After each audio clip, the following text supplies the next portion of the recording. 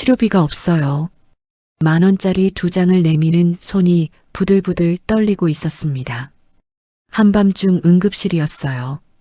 3살짜리 딸이 고열에 축 늘어져 있었습니다. 급성 충수염이었어요. 지금 바로 수술하지 않으면 위험한 상황이었습니다. 카드 2장을 긁었어요. 둘 다 잔액 부족이었습니다. 지갑에 남은 건 10,000원짜리 2장뿐이었죠. 뒤에서 지켜보던 의사가 한마디 했습니다. 보증금 없이 수술 준비해. 아이는 살았어요. 그런데 퇴원할 때가 됐습니다. 치료비 350만 원. 이 엄마한테는 없는 돈이었어요. 그때 의사가 메모지 한 장을 건넸습니다. 거기에는 이렇게 적혀 있었어요. 오늘 밤 10시 1층 뒷문. 밤 10시 병원 뒷문이 열렸습니다. 의사가 직접 잠금 장치를 내리고 서 있었어요. 엄마는 아이를 업고 그 문으로 나갔습니다. 뒷문이 닫혔어요. 철컥. 직원들 모르게 장부에는 미퇴원 도주라고 적히게 하면서 치료비 없는 가난한 환자를 밤마다 몰래 퇴원시킨 겁니다. 그런데 이 의사한테는 비밀이 하나 더 있었어요. 이 엄마가 처음이 아니었습니다. 이 뒷문으로 나간 사람이 한두 명이 아니었어요. 5년 후 머리가 하얗게 센 의사가 진료실에서 나왔습니다. 병원 로비에 사람들이 서 있었어요. 1명, 2명이 아니었습니다. 20명 가까운 사람들이었어요. 의사의 발이 멈췄습니다. 그중 맨 앞에 선 여자가 입을 열었어요. 5년 전에 저는 뒷문으로 나갔습니다. 그 한마디에 의사의 입술이 떨리기 시작했습니다. 도대체 이 사람들 사이에 무슨 일이 있었던 걸까요? 오늘 들려드릴 이야기는 2023년 부산일보에 보도된 실화를 바탕으로 재구성한 창작 드라마입니다. 한 동네 병원 의사 선생님이 계셨어요. 치료비를 못 내는 환자들을 밤마다 몰래 뒷문으로 내보내 주셨습니다. 장부에는 환자 도주라고 적었고요. 월급 수표를 통째로 환자에게 건네신 적도 있었고 삼계탕 한 그릇 값을 처방 전에 적어주신 적도 있었습니다. 그 의사 선생님은 병원 옥탑방에서 혼자 사셨어요. 인물과 세부 장면은 새로 그려낸 부분이 많으니 편안하게 한 편의 드라마로 들어주시면 됩니다. 이야기 시작 전에 구독과 좋아요 한 번만 눌러주시면 이런 따뜻한 이야기를 더 많은 분께 전해드릴 수 있어요. 어디에서 듣고 계신지 댓글로 남겨주시면 반갑게 인사드릴게요. 그럼 편안하게 들어주세요. 밤 10시였습니다. 병원 1층 복도에는 비상등만 겨우 켜져 있었어요. 낮에는 환자들 발소리, 간호사들 목소리로 북적이던 복도가 이 시간만 되면 숨을 죽이듯 조용해지곤 했죠. 그 고요한 복도에서 슬리퍼 소리가 울렸습니다. 찰싹 찰싹 느리고 조심스러운 걸음이었어요. 복도 끝에서 남자 한 명이 걸어오고 있었습니다. 62살 한도영이라는 사람이었어요. 흰 가운을 입고 있지 않았습니다. 낡은 면 잠바에 구겨진 바지 차림이었죠. 어둠 속에서 이 모습만 보면 이 사람이 이 병원 원장이라고는 아무도 생각하지 못했을 겁니다. 한도영이 복도 맨 끝 뒷문 앞에서 멈췄습니다. 철제 잠금 장치에 두 손을 올렸어요. 잠깐 망설이듯 손끝에 힘을 주더니 잠금 장치를 천천히 내렸습니다. 철컥. 그 소리가 텅 빈 복도를 타고 울려 퍼졌어요. 한도영이 뒤를 돌아봤습니다. 아무도 없었어요. 비상등 불빛만 바닥 위로 길게 늘어져 있을 뿐이었습니다. 뒷문이 열렸습니다. 바깥에 차가운 공기가 확 밀려 들어왔어요. 문 너머에 사람 하나가 서 있었습니다. 환자복 차림의 중년 여성이었어요. 비닐봉지 하나를 양손으로 꼭 쥐고 있었죠. 여성의 눈이 한도영과 마주쳤습니다. 불안함과 미안함이 뒤섞인 얼굴이었어요. 입술이 파르르 떨렸지만 말이 나오질 않는 것 같았습니다. 한도영이 고개를 끄덕였습니다. 낮은 목소리였어요. 빨리 가세요. 집에 가서 푹 쉬시고 아프면 다시 오세요. 여성이 깊이 고개를 숙였습니다. 허리가 직각에 가까울 만큼 깊은 인사였어요. 입술이 떨렸지만 끝내 한마디도 하지 못했죠. 그대로 몸을 돌려 뒷문을 나섰습니다.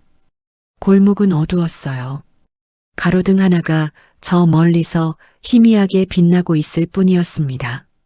여성이 걸어가는 길은 거의 보이지 않았어요.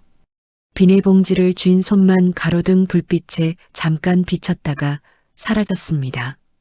발소리가 점점 멀어졌어요. 한도영이 그 어둠을 한참 바라봤습니다. 발소리가 완전히 사라지고 나서야 뒷문을 닫았어요. 잠금 장치를 올렸습니다. 한도영이 돌아서는 순간이었습니다. 복도 끝 사무실 문틈으로 불빛이 새어나오고 있었어요. 그 불빛 아래에 남자 한 명이 서 있었습니다. 안경을 쓴 남자였어요. 48살, 이 병원 사무장 오재철이었습니다. 안경 너머로 한도영을 말없이 보고 있었죠. 두 사람의 눈이 마주쳤습니다. 한도영은 아무 말도 하지 않았어요. 오재철도 입을 열지 않았습니다. 비상등 불빛 아래로 긴 정적이 흘렀죠. 누가 먼저 입을 열어도 이상하지 않을 침묵이었지만 두 사람 모두 그 침묵을 깨뜨리지 않았습니다. 오재철이 먼저 몸을 돌렸어요. 아무 말 없이 사무실로 들어갔습니다. 낡은 의자가 삐걱거리는 소리가 났어요. 서랍을 열었습니다. 두꺼운 장부를 꺼냈어요. 오래된 가죽 표지가 달아서 모서리가 해져 있는 장부였죠. 장부를 펼쳤습니다. 빨간 펜을 집었어요. 한 줄을 긋고 옆에 적었습니다. 미태원 도주, 미수금 180만 원. 날짜를 적었어요. 빨간 펜 뚜껑을 닫았습니다. 장부를 서랍에 넣었어요. 서랍을 밀고 사무실 불을 껐습니다. 어둠이 내렸어요. 한도영은 옥상으로 올라가는 계단을 걸었습니다. 좁은 계단이었어요. 페인트가 벗겨진 벽을 손으로 짚으며 한 칸 한 칸 올라갔죠. 꼭대기에 문 하나가 있었습니다. 한도영이 문을 밀었어요. 옥탑방이었습니다. 침대 하나, 책상 하나, 옷걸이 하나. 그게 전부였어요. 선풍기 하나가 구석에 접혀 있었고 라면 냄비가 책상 위에 놓여 있었습니다. 텔레비전은 없었어요. 이 방에는 바깥 세상 소식이 들어올 길이 거의 없었죠. 벽에 낡은 사진 한 장이 테이프로 붙어 있었습니다. 의대 졸업식 사진이었어요. 젊은 시절의 한도영이 환하게 웃고 있었고 그 옆에 나이 든 남자가 한도영의 어깨에 손을 얹고 서 있었습니다. 사진이 발에서 색이 누렇게 변해 있었지만 두 사람의 표정만큼은 또렷했죠. 한도영이 불을 껐어요. 침대에 누웠습니다. 스프링이 삐걱거렸죠. 옥탑방 작은 창문 너머로 소도시 불빛이 보였습니다. 듬성듬성 켜져 있는 집들의 불빛, 멀리 깜빡이는 가로등, 산 능선 위로 별 몇 개. 그게 이 동네의 밤이었어요. 한도영이 천장을 봤습니다. 어둠 속에서 아무것도 보이지 않는 천장을 한참 올려다봤어요. 그리고 눈을 감았습니다. 이 의사는 왜 병원 옥탑방에서 살고 있는 걸까요? 뒷문으로 내보낸 환자는 대체 누구였을까요? 그리고 사무장은 왜 다 알면서도 장부에만 적고 입을 다물고 있는 걸까요? 그날 새벽 한도영은 5시에 눈을 떴습니다.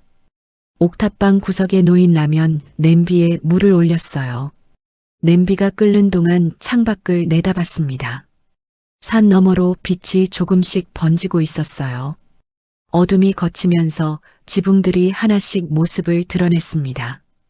동이 트기 시작하는 거였죠. 라면을 끓여서 먹었습니다. 반찬은 없었어요. 면만 건져서 후루룩 먹고 국물을 들이켰습니다. 냄비 바닥에 남은 국물까지 말끔히 비웠어요. 그게 이 사람의 아침이었습니다. 한도영이 1층으로 내려왔습니다. 진료실 문을 여는데 복도에서 간호사 한 명과 마주쳤어요. 32살 박소영이었습니다. 이 병원에서 가장 오래 버티고 있는 간호사였죠. 다른 간호사들은 월급이 밀리기 시작하면 하나둘 시내 쪽으로 떠났습니다. 박소영만 남았어요. 박소영이 한도영의 입가를 슬쩍 보더니 피식 웃었습니다. 원장님, 또 라면 드셨죠? 국물 냄새 나요. 한도영이 손등으로 입을 닦으며 웃었어요. 아, 그래. 그게 전부였습니다. 별다른 해명도 없었죠. 박소영은 그런 원장이 익숙한 듯 고개를 절레절레 흔들며 접수대 쪽으로 걸어갔습니다. 오전 진료가 시작됐습니다. 대기실에는 동네 어르신 서너 분만 앉아 계셨어요. 의자가 10개였는데 6개가 비어 있었습니다. 3년 전만 해도 이 의자가 모자랐죠. 아침마다 복도까지 줄이 늘어서곤 했습니다. 시내에 큰 병원이 들어서고 나서부터 하나둘 발길이 줄었어요. 돈이 되는 환자분들은 거의 다 시내 쪽으로 넘어갔습니다. 지금 이 병원을 찾는 분들은 대부분 형편이 넉넉하지 않은 어르신들이었어요. 할머니 한 분이 진료실에 들어오셨습니다. 한도영이 청진기를 대고 가슴 소리를 듣고 혈압을 재고 처방전을 써드렸어요. 진료가 끝나고 할머니가 일어서시면서 지갑을 여셨습니다. 주름진 손으로 10,000원짜리 한 장을 꺼내셨어요. 그 한 장이 지갑에 남은 전부인 것 같았습니다. 원장님, 이것밖에 없는데 다음 달 연금 나오면 나머지. 말끝이 흐려졌어요. 할머니의 눈이 바닥을 향했습니다. 한도영이 손을 내저었어요. 됐어요, 할머니. 다음에 오실 때 주세요. 몸이 먼저예요. 할머니가 고개를 숙이며 나갔습니다. 한도영은 아무 일도 아닌 듯 다음 환자 차트를 펼쳤어요. 매일 이런 일이 있었습니다. 이 병원에서는 진료비를 다 내는 환자가 오히려 드물었죠. 하지만 접수대 뒤에서 그 장면을 지켜보고 있는 사람이 있었습니다. 오재철이었어요. 오재철은 아무 말 없이 서랍에서 미수금 장부를 꺼냈습니다. 펼쳤어요. 빨간 줄이 페이지 절반을 넘기고 있었죠. 한 줄 한 줄이 못 받은 돈이었습니다. 오재철이 장부를 닫고 자리에서 일어났어요. 원장실 문을 두드렸습니다. 한도영이 들어오라고 했어요. 오재철이 장부를 한도영 앞에 펼쳤습니다. 빨간 줄들이 빼곡했죠. 오재철이 입을 열었습니다. 원장님, 이번 달 미수금 820만 원입니다. 3년 전에 시내 중앙병원 생기고 나서 돈 되는 환자분들이 거의 다 넘어갔습니다. 지금 남은 분들은 대부분 형편이 안 되시는 분들이에요. 30병상이 다인 병원인데 입원 환자도 10명이 안 됩니다. 간호사 월급이 밀리기 시작했습니다. 한도영이 장부를 내려다봤습니다. 빨간 줄 하나하나가 사람 이름이었어요. 한참을 보다가 천천히 입을 열었습니다. 재철아, 아픈 사람한테 돈 얘기를 내가 어떻게 하냐? 아픈 사람 치료하는 게 당연한 일이잖아. 한도영은 예전에 자기 월급을 가불해서 환자 치료비를 대신 내주곤 했습니다.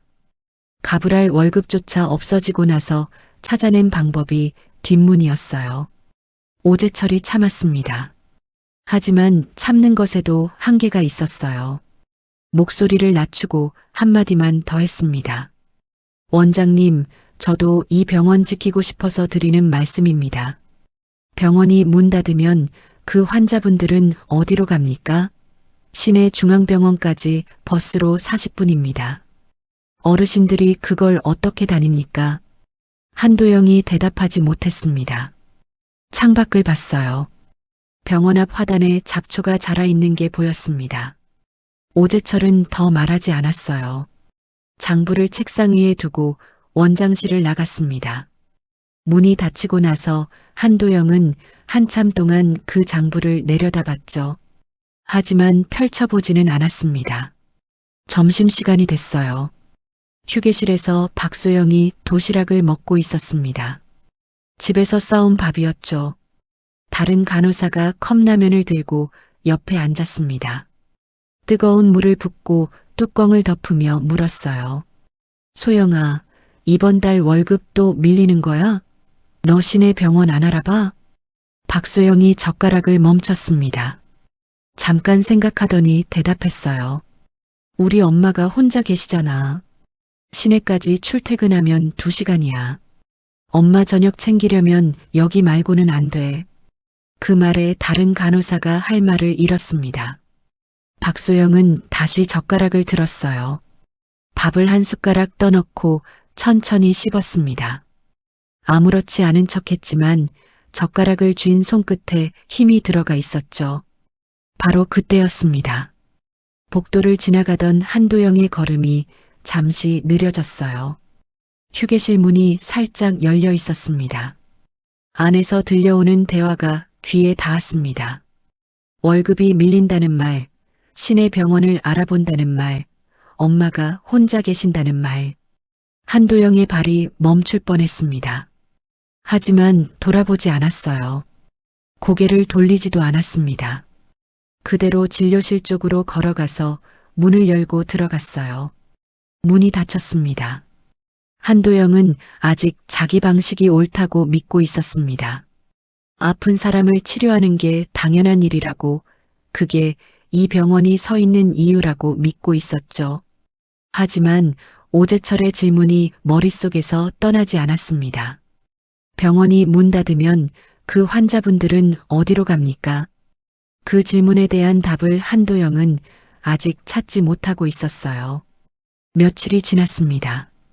병원 일상은 달라진 게 없었어요.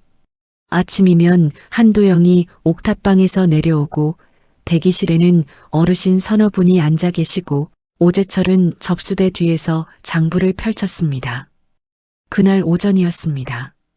영양실조로 입원해 있던 할아버지 한 분이 퇴원을 앞두고 진료실에 들어오셨어요. 70대 중반쯤 되어 보이는 분이었습니다.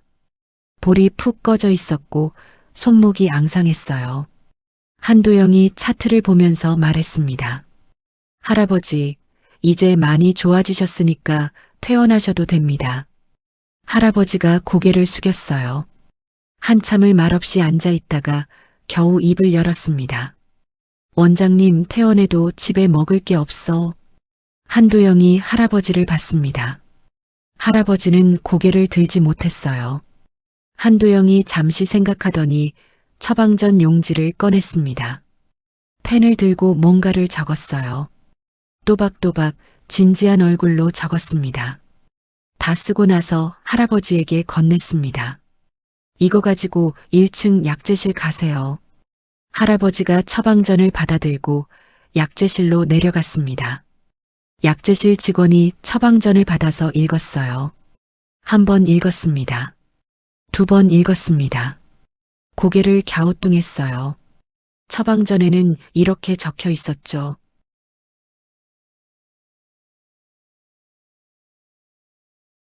처방이야, 처방. 약재실 직원이 어찌할 바를 몰라 처방전을 들고 오재철에게 갔습니다. 오재철이 처방전을 받아들었어요. 한참을 내려다봤습니다. 삼계탕 한 그릇 값. 한숨이 나왔죠. 하지만 오재철은 아무 말도 하지 않았습니다. 처방전을 접어서 서랍에 넣었어요. 그로부터 조금 뒤였습니다. 할아버지가 퇴원 수속을 마치고 복도를 걸어가고 있었어요. 출입구 쪽으로 향하는 할아버지의 뒷모습이 작고 느렸습니다. 어깨가 안쪽으로 굽어 있었죠. 바로 그때 복도 구석에서 오재철이 나타났습니다. 주변을 한번 둘러봤어요. 아무도 없었습니다.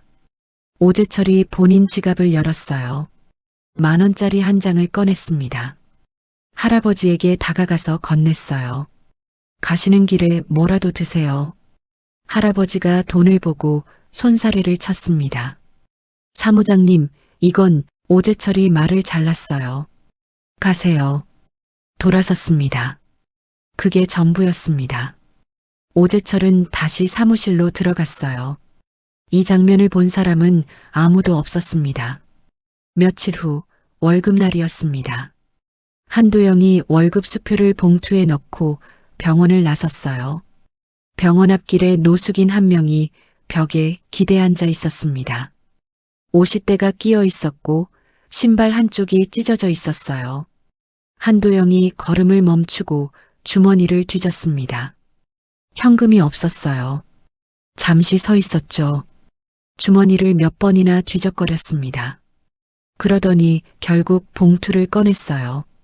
방금 받은 월급 봉투였습니다. 한도영이 노숙인에게 건넸습니다. 드세요. 노숙인이 봉투를 열었어요. 안에 뭐가 들어있는지 확인하고는 눈이 커졌습니다. 고개를 들어 한도영을 보려 했지만 한도영은 이미 걸어가고 있었어요. 뒤에서 박소영이 뛰어왔습니다. 숨이 차서 헐떡거렸어요. 원장님, 그거 이번 달 월급이에요. 한도영이 걸음을 멈추지 않았습니다. 고개도 돌리지 않았어요. 나는 밥 안 먹어도 되는데 저 사람은 오늘 굶잖아. 박소영이 더 할 말이 없었습니다. 한도영의 뒷모습을 보며 서 있었어요. 바람이 불었습니다. 한도영의 면 잠바자락이 바람에 펄럭였어요. 박소영은 한참 그 뒷모습을 보다가 고개를 떨궜습니다. 이 사람이 오늘 저녁에 또 라면만 먹을 거라는 걸 알고 있었죠. 점심시간이었습니다. 휴게실에서 간호사 2명이 수군거리고 있었어요. 원장님 또 그러셨대.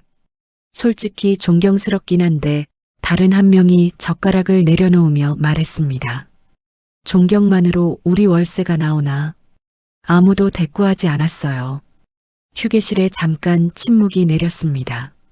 존경과 현실 사이에서 아무도 답을 내지 못했죠. 오후였습니다. 박소영이 원장실에 서류를 가져다 놓으려고 들어갔어요. 서류를 내려놓다가 벽에 테이프로 붙어 있는 사진이 눈에 들어왔습니다. 젊은 한도영 옆에 나이 든 남자가 어깨에 손을 얹고 서 있는 사진이었죠. 사진이 발에서 누렇게 변해 있었지만 두 사람의 표정만큼은 또렷했습니다. 박소영이 사진 앞에서 멈췄어요. 원장님, 이분이 누구세요? 한도영이 사진을 올려다 봤습니다. 잠깐 웃었어요. 네, 은사님. 이 병원을 세우신 분이야. 은퇴하시면서 나한테 맡기셨어. 박소영이 물었습니다. 지금 어디 계세요? 한도영의 표정이 살짝 변했어요. 잠깐이었습니다. 금방 원래대로 돌아왔죠. 3년 전에 돌아가셨어. 한도영이 창밖을 보며 말을 이었습니다. 돌아가시기 전에 이 말씀을 하셨지. 갚을 생각 마라. 내가 나중에 다른 사람 도와줘라. 나는 그 말을 지키는 것뿐이야. 박소영이 고개를 끄덕였어요. 더 물을 말이 떠오르지 않았습니다. 원장실을 나오다가 문 앞에서 멈칫했어요. 돌아보며 물었습니다. 원장님, 가족분들은 안 계세요? 한도영이 잠시 멈췄습니다. 그리고 웃었어요. 평소와 다를 것 없는 웃음이었지만 눈이 웃고 있지 않았습니다. 오래전에 떠났어. 내가 이 모양이니 당연하지. 박소영이 더 묻지 못했어요. 고개를 숙이고 원장실을 나왔습니다. 복도를 걸어가면서 눈을 한번 닦았어요. 원장실 안에서는 한도영이 혼자 앉아 벽에 사진을 올려다보고 있었습니다. 그날 밤이었습니다. 사무실에서 오재철이 미수금 장부를 펼쳤어요. 빨간 펜을 들었습니다. 한 줄을 긋고 옆에 적었어요. 미태원 도주, 미수금 95만 원. 장부를 넘겼습니다. 같은 형식의 기록이 수십 줄이었어요. 빨간 줄이 빼곡했죠. 한 줄 한 줄이 뒷문으로 나간 사람들이었습니다. 오재철이 장부를 닫았어요. 밤 10시였습니다. 한도영이 또 뒷문 앞에 섰어요. 잠금 장치를 내렸습니다. 철컥. 뒷문이 열렸습니다. 환자 한 명이 나갔어요. 어둠 속으로 발소리가 멀어졌습니다. 한도영이 뒷문을 닫았어요. 사무실 불빛 아래에서 오재철이 빨간 줄을 그었습니다. 이것이 이 병원의 밤이었어요. 은사가 세우고 한도영이 지키고 오재철이 기록하는 병원. 그 은사는 떠났고 한도영은 은사의 말을 지키고 있었고 그 말을 지키는 것이 이 병원을 조금씩 죽이고 있었죠. 그리고 바로 그날 밤이었습니다. 응급실 문이 벌컥 열리며 누군가 뛰어들어왔어요. 응급실 문이 벌컥 열렸습니다. 밤 9시였어요. 여자 한 명이 아이를 안고 뛰어들어왔습니다. 28살 서윤정이라는 사람이었습니다. 신발 한쪽이 벗겨져 있었어요. 머리카락이 사방으로 흩어져 있었습니다. 어디선가 한참을 뛰어온 것 같았죠. 품에 안긴 아이는 3살짜리 딸 하은이였습니다. 하은이가 고열에 축 늘어져 있었어요. 작은 몸이 불처럼 뜨거웠습니다. 서윤정의 옷에 아이의 땀이 흥건히 배어 있었죠. 당직이었던 박소영이 접수대에서 벌떡 일어났습니다. 보호자분, 보험증이랑 신분증 먼저. 서윤정이 소리쳤습니다. 목소리가 갈라져 있었어요. 아이가 먼저요. 아이 좀 봐주세요. 박소영이 서윤정의 품에 안긴 하은이를 봤습니다. 표정이 변했어요. 아이의 얼굴이 새빨갛게 달아올라 있었고 숨을 거칠게 몰아쉬고 있었습니다. 이마를 살짝 짚어보니 손가락이 데일 듯 뜨거웠어요. 보통 상태가 아니었죠. 박소영이 곧바로 내선 전화를 집었습니다. 옥탑방으로 연결했어요. 원장님, 응급 환자입니다. 어린아이예요. 상태가 안 좋습니다. 전화를 끊고 1분이 지났습니다. 2분이 지났어요. 서윤정이 하은이를 안은 채 안절부절 못하고 있었습니다. 하은이가 신음소리를 냈어요. 작고 가느다란 소리였죠. 서윤정이 아이의 등을 쓰다듬으며 속삭였습니다. 괜찮아, 괜찮아. 엄마가 여기 있어. 목소리가 떨리고 있었어요. 한도영이 내려왔습니다. 잠옷 차림이었어요. 슬리퍼를 끌고 있었습니다. 머리카락이 한쪽으로 눌려 있었죠. 잠들어 있다가 급히 내려온 게 분명했습니다. 하지만 하은이를 침대에 눕히는 순간 한도영의 눈빛이 달라졌어요. 의사의 눈이었습니다. 복부를 조심스럽게 눌러봤어요. 오른쪽 아랫배를 누르는 순간 하은이가 작은 비명을 질렀습니다. 한도영의 표정이 굳었어요. 급성 충수염이에요. 지금 바로 수술해야 합니다. 서윤정의 얼굴이 하얗게 변했습니다. 수술이요? 목소리가 떨렸어요.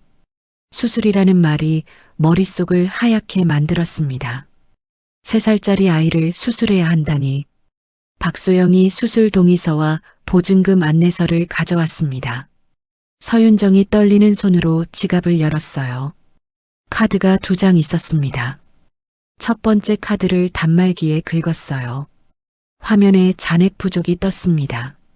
서윤정이 2번째 카드를 꺼냈어요. 긁었습니다. 역시 잔액 부족이었어요. 서윤정의 손이 멈췄습니다. 잠깐 눈을 감았어요. 그리고 지갑 안쪽을 뒤졌습니다. 현금이 나왔어요. 10,000원짜리 2장. 그게 전부였죠. 서윤정이 10,000원짜리 2장을 박소영에게 내밀었습니다. 손이 떨리고 있었어요. 남편이 작년에 교통사고로 떠났어요. 혼자 아이를 키우는데 보증금을 조금만. 말끝이 흐려졌습니다. 더 이상 말이 나오지 않았어요. 10,000원짜리 2장을 내미는 손이 부들부들 떨리고 있었죠. 박소영이 그 손을 봤습니다. 뭐라 해야 할지 몰랐어요. 접수대 뒤에서 규정을 말해야 하는 입장과 눈앞에서 떨고 있는 엄마 사이에서 박소영도 굳어 있었습니다. 뒤에서 듣고 있던 한도영이 입을 열었습니다. 박소영을 보며 말했어요. 보증금 없이 수술 준비해. 박소영이 멈칫했습니다. 원장님, 사무장님이 알면 한도영이 돌아보지 않았어요. 수술실 쪽으로 걸어가면서 말했습니다. 지금은 아이가 먼저야. 그 한마디였어요. 한도영은 수술실로 들어갔습니다.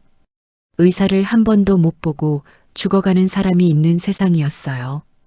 한도영은 그걸 알고 있었습니다. 박소영이 잠시 서 있다가 전화기를 집었어요. 야간 대기 중인 간호사에게 연락했습니다. 수술 보조가 필요했어요.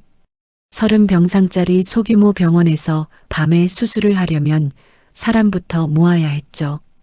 당직 간호사 혼자서는 수술 보조가 안 됐습니다. 15분 뒤에 간호사 한 명이 헐레벌떡 도착했어요. 집에서 급히 나온 듯 점퍼 위에 가운을 걸치고 있었습니다. 수술실 문이 닫혔습니다. 한도영의 손이 움직이기 시작했어요. 모니터에 하은이의 심박이 빠르게 뛰고 있었습니다. 작은 몸이었어요. 3살짜리 아이의 몸이었습니다. 한도영이 집중했어요. 모니터의 심박 소리가 빨라졌습니다. 삐, 삐, 삐. 요동치듯 빨라졌어요. 한도영의 이마에 땀이 맺혔습니다. 손은 멈추지 않았어요. 보조 간호사가 거즈로 한도영의 이마를 닦아줬습니다. 그리고 심박이 안정됐어요.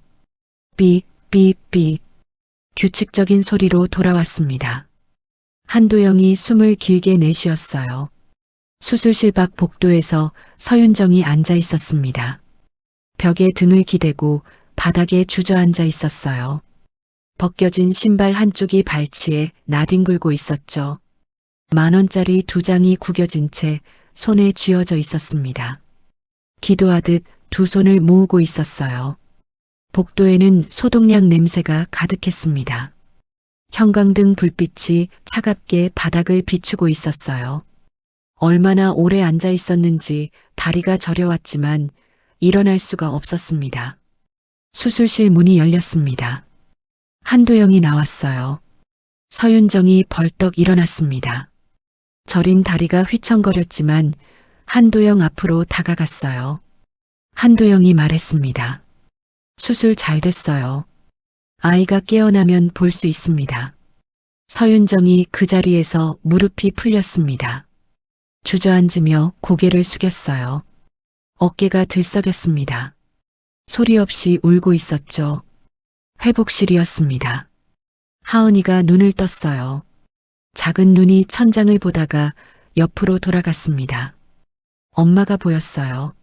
엄마, 서윤정이 하은이의 작은 손을 잡았습니다. 손이 따뜻했어요. 아까까지 불처럼 뜨겁던 몸이 제 온도를 찾아가고 있었죠. 서윤정이 하은이의 이마에 자기 이마를 대며 울었습니다. 하은이가 엄마의 얼굴을 올려다봤어요. 엄마, 왜 울어? 서윤정이 웃으면서 울었습니다. 대답을 하지 못했어요. 그냥 하은이의 손을 꼭 쥐고 있었죠. 하은이의 작은 손가락이 엄마의 손가락을 꼭 잡았습니다. 복도였어요. 한도영이 수술복 차림으로 회복실 창 너머를 보고 있었습니다. 유리창 안쪽으로 서윤정이 하은이의 손을 잡고 이마를 맞대고 있는 모습이 보였어요. 한도영이 잠깐 그 장면을 바라봤습니다. 그리고 돌아섰어요. 복도 끝에 오재철이 서 있었습니다. 원장님, 이번에도 못 받으시는 거죠? 한도영이 대답하지 않았어요. 그대로 지나갔습니다. 오재철이 한도영의 등 뒤에서 말했어요. 원장님, CT 부품 수급이 점점 어려워지고 있습니다. 지금은 돌아가지만 다음에 고장나면 수리가 안 될 수도 있어요. 한도영의 걸음이 잠시 느려졌습니다. 아주 잠깐이었어요. 하지만 돌아보지 않았습니다. 그대로 복도 끝까지 걸어가서 옥탑방으로 올라가는 계단에 발을 올렸어요. 오재철이 혼자 복도에 남았습니다. 회복실 쪽에서 하은이의 작은 목소리가 들려왔어요. 엄마, 배 아파. 서윤정의 목소리가 답했습니다. 괜찮아. 이제 다 나을 거야. 오재철이 돌아서서 사무실로 들어갔습니다. 의자에 앉았어요. 장부를 꺼내지는 않았습니다. 불을 끄지도 않았어요. 그냥 앉아 있었습니다. 한참을. 퇴원 당일이었습니다. 하은이가 수술을 받은 지 사흘째였어요. 아이는 밥도 잘 먹었고 웃기도 했습니다. 퇴원해도 되는 상태였어요. 문제는 그 다음이었죠. 접수대 앞이었습니다. 오재철이 서윤정에게 청구서를 건넸어요. 서윤정이 종이를 받아들었습니다. 금액을 봤어요. 청구서를 잡은 손이 떨렸습니다. 고개를 숙인 채 한참 서 있었어요. 분할로 매달 조금씩 낼 수는 없을까요? 오재철이 말했습니다. 원칙상으로는 퇴원 시 정산인데 오재철이 서윤정의 표정을 봤어요. 고개를 숙인 채 입술을 꽉 깨물고 있었습니다. 하은이가 엄마의 다리에 매달려 있었어요. 오재철이 말을 멈췄습니다. 잠깐 망설이더니 작은 목소리로 말했어요. 원장님께 한번 말씀드려 보세요. 서윤정이 고개를 들었습니다. 오재철은 이미 장부 쪽으로 고개를 돌리고 있었어요. 원장실 앞이었습니다. 서윤정이 서성이고 있었어요. 문을 두드리려고 손을 올렸다가 내렸습니다. 다시 올렸다가 또 내렸어요. 세 번째였죠. 손이 올라가지 않았습니다. 무슨 말을 해야 할지 몰랐어요. 치료비를 내지 못하겠다는 말이 입에서 나오질 않았습니다. 하은이가 서윤정의 옷자락을 잡아당겼어요. 엄마, 우리 언제 집에 가? 서윤정이 하은이를 내려다봤습니다. 아이의 맑은 눈이 엄마를 올려다보고 있었어요. 서윤정이 입술을 깨물었습니다. 그리고 문을 두드렸어요. 들어오세요. 문이 열렸습니다. 서윤정이 원장실에 들어섰어요. 처음으로 한도영의 얼굴을 가까이 봤습니다. 수술날 밤에는 너무 급해서 제대로 보지 못했었죠. 검은 머리에 피로한 눈이었습니다. 하지만 서윤정을 올려다보는 순간 표정이 풀어졌어요. 딱딱함이 사라지고 환자를 대하는 사람의 얼굴이 됐습니다. 앉으세요. 서윤정이 의자에 앉았습니다. 하은이가 엄마 무릎 위에 올라앉았어요. 서윤정이 눈을 내리깔았습니다. 한참을 말하지 못했어요. 무릎 위에서 옷자락을 쥐고 또 쥐고 있었습니다. 원장님, 치료비가 없어요. 이래서 반드시 갚을 테니 시간만 주시면. 눈을 들지 못한 채 목소리가 떨렸습니다. 마지막 말끝이 흐려졌어요. 한도영이 서윤정을 봤습니다. 그리고 창밖을 봤어요. 잠시 침묵이었습니다. 한도영의 머릿속에 오재철의 말이 떠올랐어요. CT 부품 수급이 점점 어려워지고 있습니다. 미수금 장부에 빨간 줄들이 스쳤죠. 하지만 한도영은 눈앞에 앉아있는 엄마와 아이를 다시 봤습니다. 하은이가 엄마 무릎 위에서 한도영을 빤히 쳐다보고 있었어요. 한도영이 책상 서랍을 열었습니다. 메모지를 한 장 꺼냈어요. 펜을 들고 적었습니다. 또박또박 적었어요. 다 쓰고 서윤정에게 건넸습니다. 오늘 밤 10시 1층 뒷문. 서윤정이 메모지를 보고 한도영을 올려다봤어요. 무슨 뜻인지 몰랐습니다. 한도영이 말했어요. 나도 원장이지만 면제 처리를 하면 장부에 적자가 잡혀요. 그러면 건물주가 임대갱신을 안 해줄 수도 있어요. 그러니까 오늘 밤에 아이 데리고 조용히 나가세요. 서윤정이 한도영의 얼굴을 봤습니다. 한도영의 눈이 웃고 있었어요. 피로한 눈이었지만 따뜻했습니다. 그러면 원장님이 한도영이 말을 잘랐어요. 괜찮아요. 이런 거 한두 번이 아니에요. 서윤정이 입술을 꽉 깨물었습니다. 울 것 같았지만 울지 않았어요. 두 손으로 메모지를 꼭 쥐었습니다. 반드시 갚겠습니다. 한도영이 고개를 저었습니다. 갚을 생각보다 아이 잘 키우세요. 그게 더 중요합니다. 서윤정이 자리에서 일어났어요. 고개를 깊이 숙였습니다. 한참을 그렇게 있다가 하은이의 손을 잡고 원장실을 나왔어요. 병실이었습니다.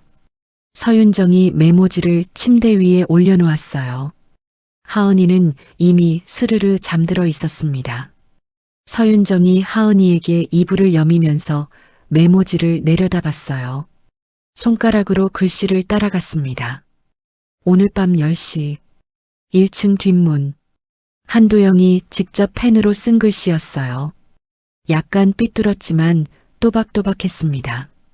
서윤정이 메모지를 접어서 주머니에 넣었어요. 하은이의 잠든 얼굴을 보며 앉아 있었습니다. 창밖으로 해가 지고 있었어요. 하늘이 붉었습니다. 서윤정은 그 하늘을 보다가 고개를 돌려 다시 하은이를 봤어요. 입원했을 때 새빨갛게 달아올라 있던 아이의 볼에 제 혈색이 돌아와 있었습니다. 서윤정이 이불 끝자락을 한 번 더 여몄어요. 그리고 시계를 봤습니다. 밤 9시 50분이었어요. 서윤정이 하은이를 조심스럽게 깨웠습니다. 하은이가 눈을 비비며 일어났어요. 엄마, 어디가? 쉿. 조용히. 서윤정이 아이를 업었습니다. 비닐봉지 하나를 챙겼어요. 입원할 때 가져온 짐이 비닐봉지 하나가 전부였죠. 복도로 나왔습니다. 조용했어요. 비상등만 켜져 있었습니다. 서윤정의 발소리가 복도에 울렸어요. 하은이가 엄마 등에 얼굴을 묻고 다시 잠들어가고 있었습니다. 10시가 됐어요. 서윤정이 1층으로 내려갔습니다. 뒷문 앞에 한도영이 서 있었어요. 밤 10시였습니다. 1층 뒷문 앞이었어요. 한도영이 잠금 장치를 내리고 서 있었습니다. 복도 저쪽에서 발소리가 들려왔어요. 조심스러운 발소리였습니다. 서윤정이 하은이를 업고 걸어오고 있었어요. 비닐봉지 하나를 손에 들고 있었습니다. 비상등 불빛 아래로 서윤정의 얼굴이 보였어요. 긴장한 표정이었죠. 발소리가 가까워졌습니다. 서윤정이 뒷문 앞에서 멈췄어요. 한도영과 눈이 마주쳤습니다. 잠시 정적이었어요. 아무도 먼저 말을 꺼내지 않았습니다. 뒷문 너머로 바깥 바람 소리만 들렸어요. 하은이가 엄마 등에서 잠든 채 고른 숨을 쉬고 있었죠. 서윤정이 깊이 고개를 숙였습니다. 하은이를 업은 채였어요. 반드시 갚겠습니다. 한도영이 고개를 저었습니다. 갚을 생각 마세요. 아이 건강하게 키우세요. 그게 다입니다. 한도영이 뒷문을 열었어요. 밖에서 찬 공기가 들어왔습니다. 골목의 가로등 불빛이 바닥에 길게 깔렸어요. 서윤정이 하은이를 업은 채 문을 나섰습니다. 골목으로 몇 걸음 나가다가 뒤를 돌아봤어요. 한도영이 문을 닫고 있었습니다. 뒷문이 닫혔어요. 철컥. 그 소리가 골목에 울렸습니다. 서윤정이 돌아서서 골목을 걸었어요. 가로등 불빛 아래에서 걸음을 멈췄습니다. 주머니를 뒤졌어요. 메모지가 나왔습니다. 오늘 밤 10시 1층 뒷문. 가로등 불빛에 글씨가 희미하게 보였어요. 한도영이 또박또박 쓴 글씨였습니다. 서윤정이 그 글씨를 한참 봤어요. 손가락으로 글씨를 한번 따라갔습니다. 그리고 메모지를 접었어요. 지갑을 열고 넣었습니다. 카드 2장 옆에, 잔액 부족이 뜨던 그 카드 2장 옆에 메모지를 끼워 넣었어요. 서윤정이 다시 걸었습니다. 하은이가 등에서 잠들어 있었어요. 아이의 고른 숨소리가 서윤정의 귀에 닿았습니다. 따뜻했어요. 며칠 전 이 아이가 고열에 축 늘어져 있었다는 게 믿기지 않았죠. 골목 끝으로 두 사람의 그림자가 멀어져 갔습니다. 다음 날 아침이었어요. 병원이었습니다. 박소영이 308호 병실 문을 열었어요. 비어 있었습니다. 침대 위에 이불만 반듯하게 접혀 있었어요. 베개도 가지런했습니다. 수건도 모서리를 맞춰 놓았어요. 누군가 일부러 정리하고 나간 것 같았죠. 아이 그림이 그려진 색연필 한 자루가 침대 옆 탁자 위에 놓여 있었습니다. 하은이가 놓고 간 것 같았어요. 박소영이 접수대로 뛰어갔습니다. 사무장님, 308호 환자분이 안 계세요. 오재철이 고개를 들었어요. 얼굴이 굳었습니다. 자리에서 일어나 간호사들에게 말했어요. 308호 환자가 사라졌습니다. 병원이 소란스러워졌습니다. 간호사들이 병실을 확인했어요. 화장실도 봤습니다. 복도도 돌았어요. 1층 출입구도 확인했습니다. 없었어요. 간호사 한 명이 고개를 갸우뚱했죠. 정문은 CCTV에 안 찍혔는데요. 오재철의 표정이 변했습니다. 뭔가 알겠다는 얼굴이었어요. 한도영이 복도를 지나가고 있었습니다. 소동을 봤어요. 멈추지 않고 걸으면서 말했습니다. 그 환자가 오죽하면 도망갔겠나? 됐어. 넘기려 했어요. 그냥 지나가려 했습니다. 한도영은 환자를 몰래 내보내기 일쑤여서 항상 행정 직원들한테 볼멘 소리를 듣는 원장이었어요. 하지만 오재철이 한도영 앞에 섰습니다. 복도 한가운데였습니다. 간호사들이 멀찍이서 지켜보고 있었죠. 오재철의 목소리가 낮았습니다. 원장님, 전 원장님이 밤에 뒷문 여시는 거 압니다. 한도영이 멈췄어요. 발이 바닥에 붙은 것처럼 멈췄습니다. 오재철을 봤어요. 오재철의 눈이 떨리고 있었습니다. 화가 난 게 아니었어요. 간절한 눈이었죠. 오재철이 말을 이었습니다.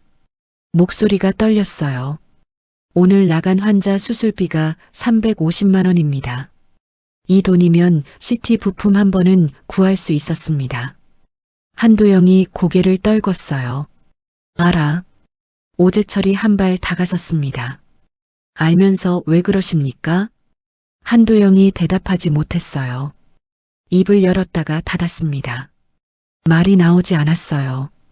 복도에 침묵이 내렸습니다. 형광등 불빛 아래에서 두 사람이 서 있었어요. 간호사들이 숨을 죽이고 있었죠. 오재철이 숨을 한번 들이쉬었습니다. 목소리를 가다듬었어요.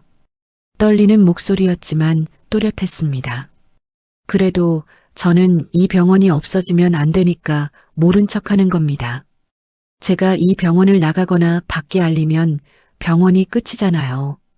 근데 원장님 모른 척에도 한계가 있습니다. 오재철이 돌아섰어요. 사무실로 들어갔습니다. 문이 닫혔어요. 한도영이 복도에 혼자 서 있었습니다. 한참을 사무실이었어요. 오재철이 장부를 펼쳤습니다.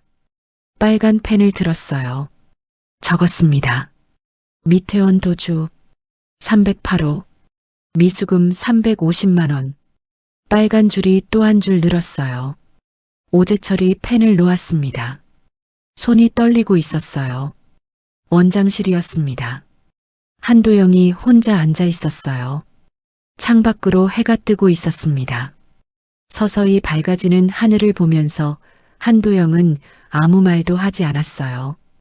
벽에 붙어 있는 은사의 사진이 아침 햇살을 받고 있었습니다. 갚을 생각 마라. 내가 나중에 다른 사람 도와줘라. 은사의 말이었죠. 한도영은 그 말을 지키고 있었습니다. 그리고 그 말이 이 병원을 죽이고 있었어요. 그날 밤이었습니다. 사무실에 오재철 혼자 남아 있었어요. 야근이었습니다. 형광등 불빛 아래에서 장부를 정리하다가 손이 멈췄어요. 펜을 내려놓았습니다. 오재철이 서랍을 열었어요. 안쪽 깊숙이 손을 넣었습니다. 낡은 봉투 하나가 나왔어요. 봉투가 누렇게 발에 있었습니다. 모서리가 해져 있었죠. 꺼낸 건 사진 한 장이었습니다. 장례식 사진이었어요. 영정 앞에 한도영이 서 있었습니다. 검은 넥타이를 메고 고개를 숙이고 있었죠. 영정 속 사람은 오재철의 어머니였습니다. 오재철이 사진을 내려다봤어요. 한참을 눈이 흐려졌습니다. 12년 전이었어요. 오재철은 그때 36살이었습니다. 시내 종합병원 행정부서에서 일하고 있었어요. 안정적인 자리였습니다. 월급도 나쁘지 않았어요. 12년 넘게 다닌 직장이었죠.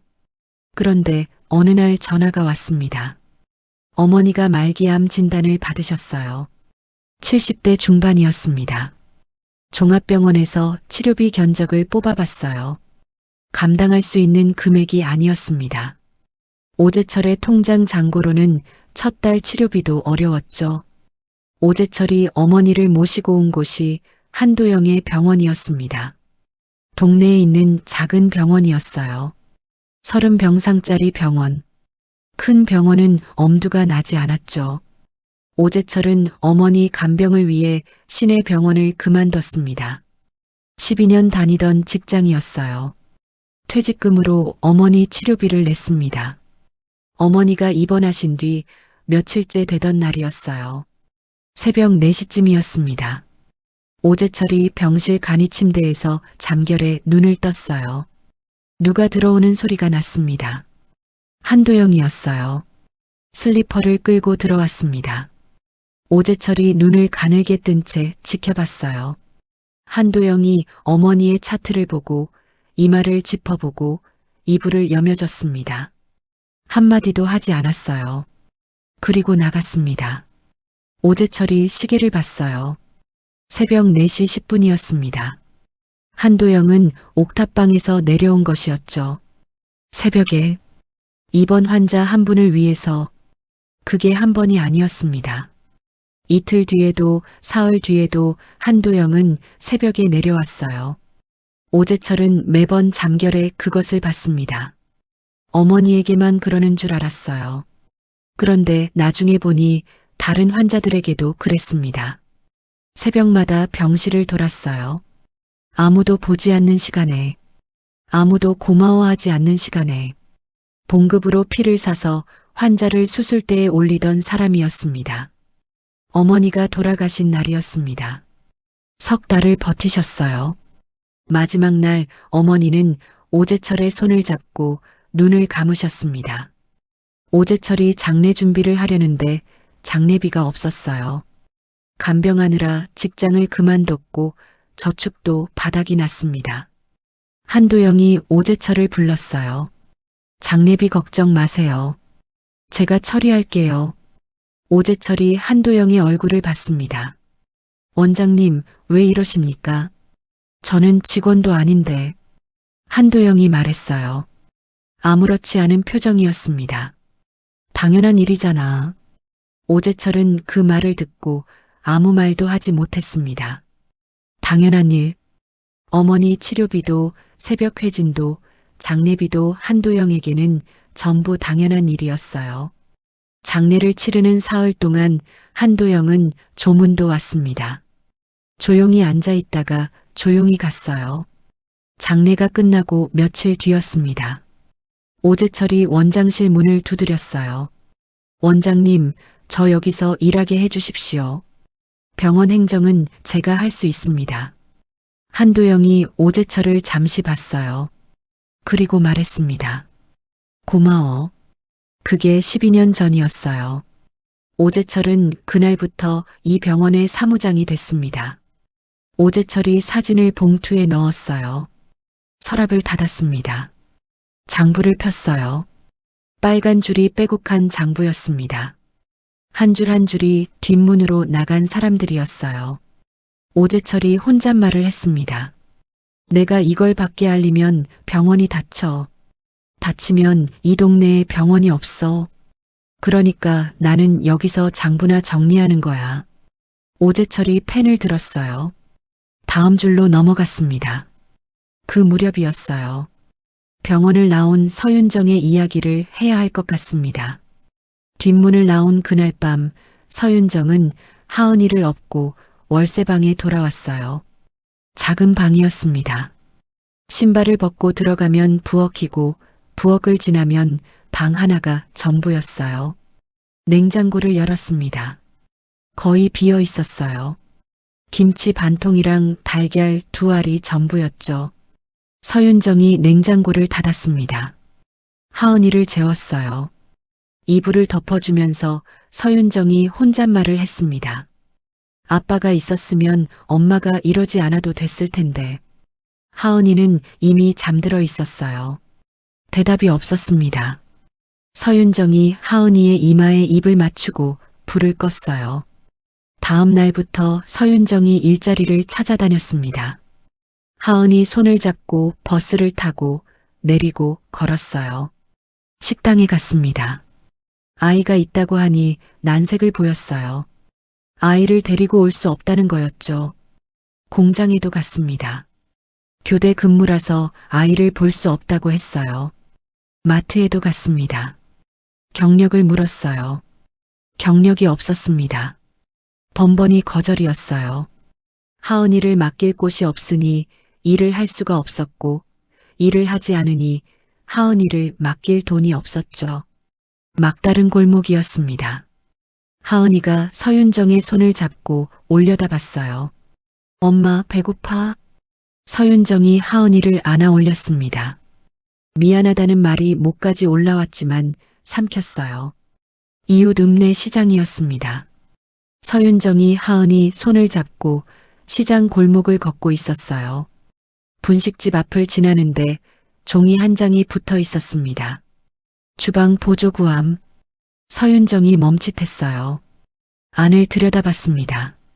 60대쯤 되어 보이는 할머니가 혼자 주방에서 라면을 끓이고 있었어요. 서윤정이 안으로 들어갔습니다. 할머니가 올려다봤어요. 일자리 찾으시나? 근데 애기는? 서윤정이 하은이를 내려다봤습니다. 대답이 쉽게 나오지 않았어요. 할머니가 하은이를 봤습니다. 하은이가 할머니에게 고개를 꾸벅 숙여 인사했어요. 할머니가 웃었습니다. 아이는 가게 구석에 앉혀놔. 내가 봐줄게. 서윤정이 주방에서 일하기 시작했습니다. 하은이는 가게 구석 의자에 앉아 색연필로 그림을 그렸어요. 처음에는 라면 끓이는 것부터 배웠습니다. 국물이 넘치기도 했고 면을 너무 불리기도 했어요. 할머니가 옆에서 알려줬죠. 이렇게 하는 거야. 불을 이만큼만 줄여. 한 달이 지나니 김밥을 말 수 있었습니다. 2달이 지나니 찌개를 끓일 수 있었어요. 손이 점점 익숙해졌습니다. 하은이가 4살이 됐어요. 구석에서 그림을 그리던 아이가 이제는 숟가락을 들고 혼자 밥을 먹었습니다. 서윤정이 일하는 동안 할머니가 하은이에게 밥을 떠줬어요. 할머니는 아이한테 아가야, 아가야 하면서 국을 시켜서 먹였습니다. 하은이가 할머니한테 할머니 고마워요 하고 인사할 때마다 할머니가 눈가를 닦았죠. 1년이 지났습니다. 서윤정이 봉투 하나를 챙겼어요.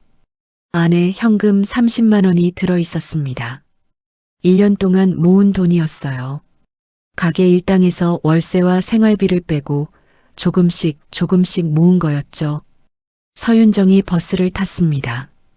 병원이 있는 동네까지 30분이었어요. 병원 앞에 도착했습니다. 접수대가 보였어요. 오재철이 앉아 있었습니다. 서윤정이 오재철의 얼굴을 보는 순간 퇴원 당일이 떠올랐어요. 청구서를 내밀던 손, 원칙상 퇴원 시 정산이라던 목소리. 서윤정의 발이 멈췄습니다. 봉투를 쥔 채 돌아섰어요. 속으로 생각했습니다. 다 모아서 한 번에 갚자.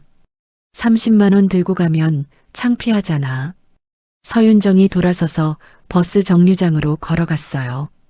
봉투를 주머니에 넣었습니다. 발걸음이 무거웠어요.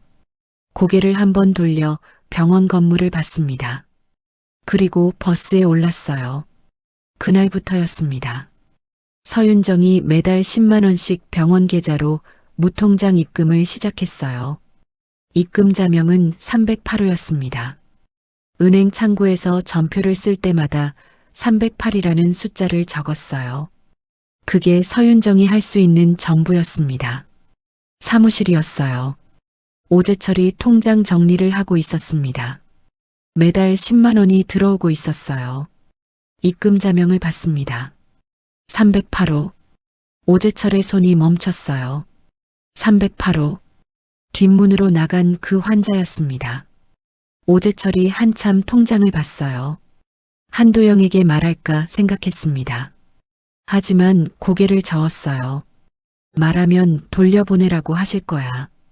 차라리 조용히 받아두는 게 병원에 도움이 돼. 오재철이 통장을 접어서 서랍에 넣었습니다. 그날 밤이었어요. 서윤정이 하은이를 재우고 방에 앉아 있었습니다. 주머니에서 메모지를 꺼냈어요. 오늘 밤 10시 1층 뒷문. 1년이 지났지만 글씨는 그대로였습니다. 주름이 잡혀 있었지만 또박또박한 글씨는 여전히 읽혔어요. 서윤정이 메모지를 한참 봤습니다. 그리고 다시 접어서 지갑에 넣었어요. 그로부터 며칠 뒤의 일이었습니다. 한도영이 월급 수표를 건넸던 노숙인, 그 사람의 이야기예요. 노숙인이 은행에 갔습니다. 수표를 창구에 내밀었어요. 은행원이 수표를 받아들었습니다. 금액을 확인했어요. 그리고 노숙인의 옷차림을 봤습니다. 때가 낀 점퍼, 찢어진 신발, 손톱 밑에 때가 끼어 있었죠. 은행원의 표정이 변했습니다. 고객님, 이 수표 어디서 났습니까? 노숙인이 어리둥절했어요. 한 의사 선생님이 주셨다고 했습니다. 은행원이 믿지 않았어요. 이런 사람이 이 금액의 수표를 들고 올 리가 없다고 생각했습니다. 경비를 불렀어요. 경찰이 왔습니다. 노숙인은 경찰서로 끌려갔어요. 한도영이 경찰서에 달려갔습니다. 슬리퍼 차림이었어요. 박소영이 전화를 받고 알려줬죠. 한도영이 경찰 앞에 섰습니다. 제가 준 겁니다. 경찰이 한도영을 봤어요. 의사 가운을 입고 슬리퍼를 끌고 온 사람이었습니다. 경찰이 물었어요. 의사 선생님이 왜 월급 수표를 통째로? 한도영이 담담하게 말했습니다. 그 사람이 필요해서요. 경찰이 어이없다는 표정을 지었어요. 한도영과 노숙인을 번갈아 봤습니다. 경찰서에서 20년 일했지만 이런 사건은 처음이었죠. 고개를 한번 저으며 둘을 내보냈습니다.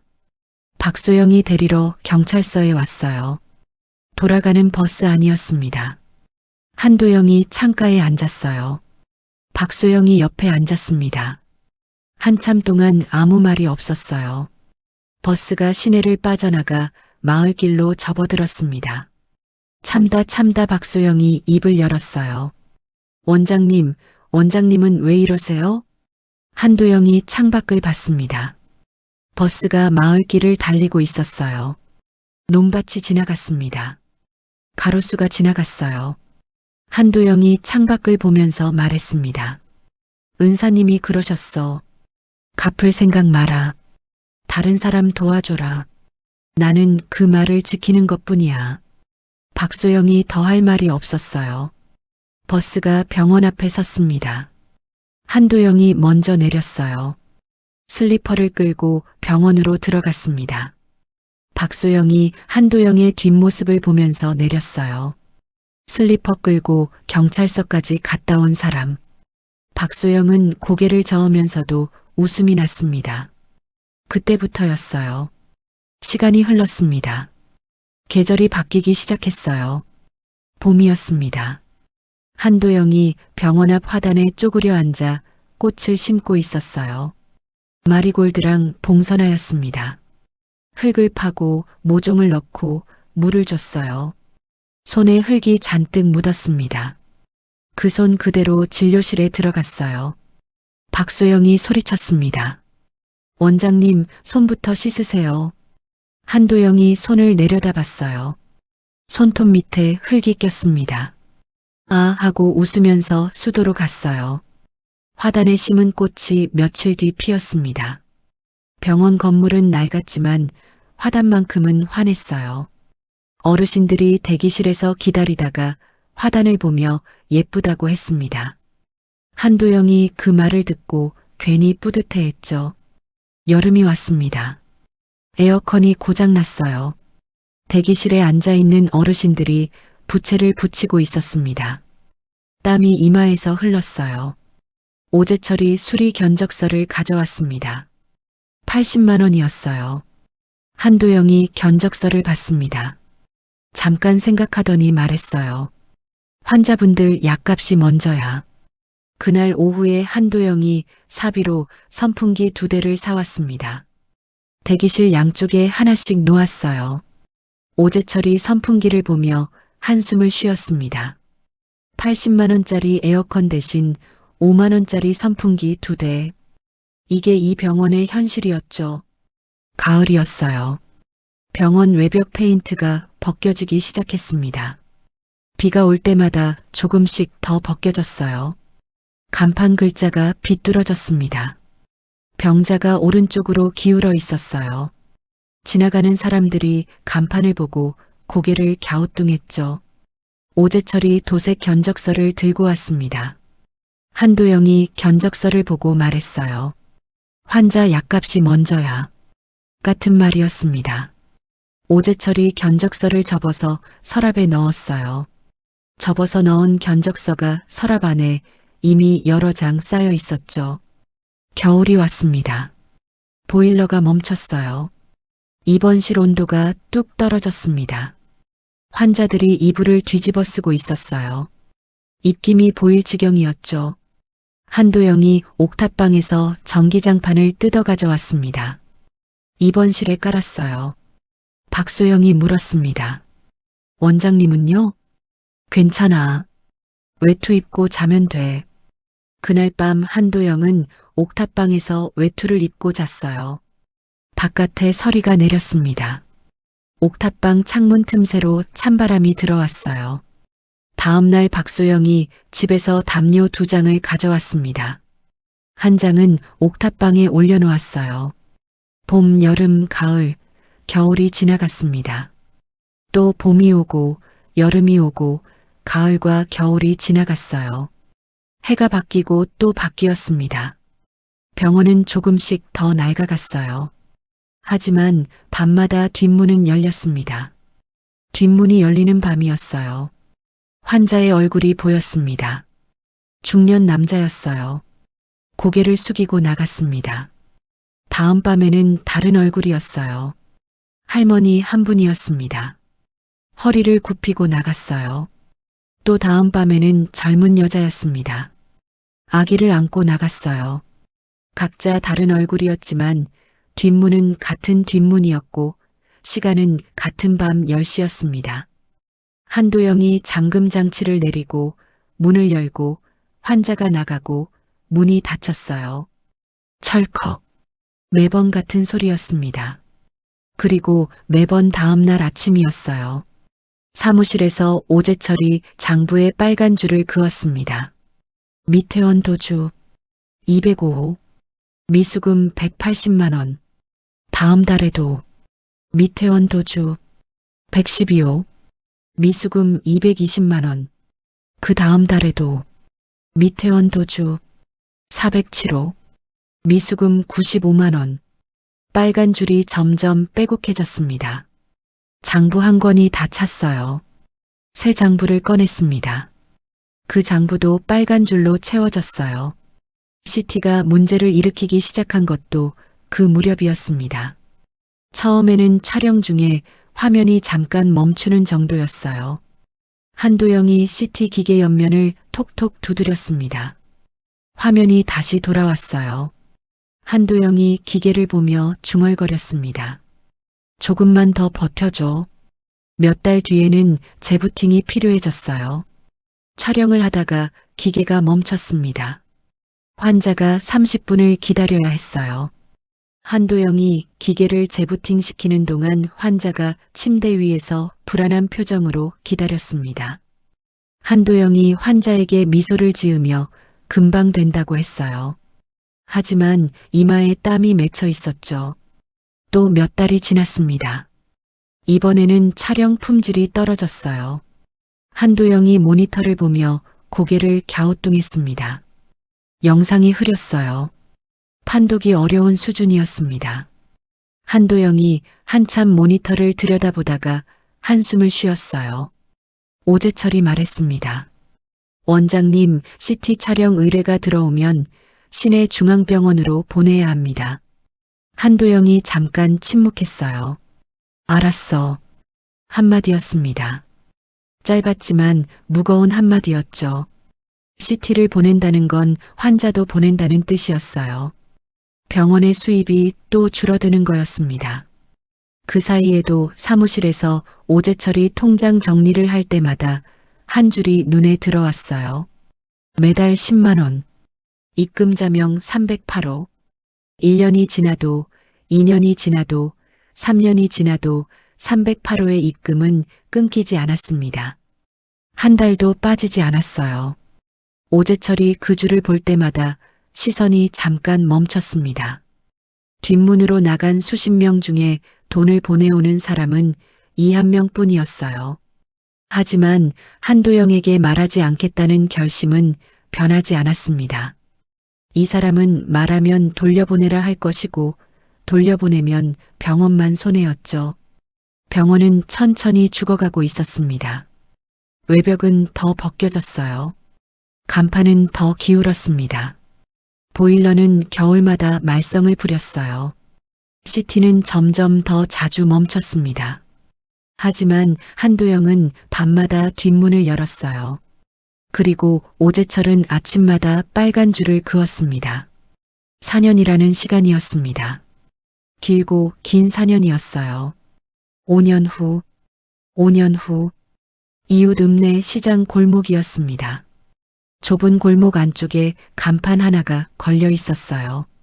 윤정인의 밥상. 테이블 4개짜리 작은 식당이었습니다. 개방형 주방이라 안에서 요리하는 모습이 밖에서 보였어요. 국 끓이는 냄새가 골목까지 퍼졌습니다. 벽에 액자가 하나 걸려 있었어요. 첫 매출 영수증이었습니다. 32,000원. 5년 전 첫날의 매출이었죠. 영수증이 누렇게 발해 있었지만 액자 안에 소중히 들어 있었습니다. 그 옆에 아이가 그린 그림이 테이프로 붙어 있었어요.